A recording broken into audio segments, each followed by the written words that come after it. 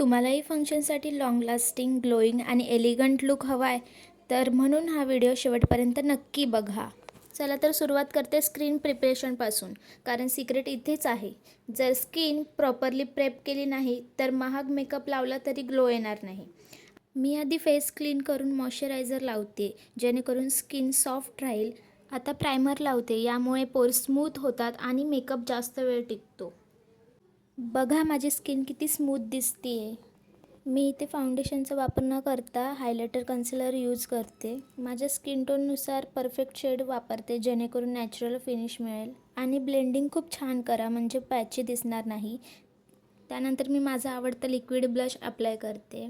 आणि हो, तुम्ही माझ्या हातावरचे हेअर्स अवॉइड करा आणि फक्त माझं मेकअप बघा. आता कॉम्पॅक्ट पावडरने मेकअप सेट करते, त्यामुळे ऑइल कंट्रोल होईल आणि मेकअप लाँग टाईम फ्रेश राहील. चला तर त्यानंतर आय मेकअप सुरू करूया. मी सॉफ्ट ब्राऊन आणि गोल्ड शेड्स वापरते, जे फंक्शनसाठी खूप सुंदर दिसतात. ब्लेंड खूप इम्पॉर्टंट आहे, त्यामुळे हार्श लाईन दिसत नाही आणि वॉटर लाईनसुद्धा ड्रॉ केली. मी जे शेड वापरते ते शेवटी आउटफिटसोबत खूप सुंदर दिसणार आहेत. सिम्पल वाटते पण वेट मस्कारा लावते, ज्यामुळे आईज अजून उठून दिसतील.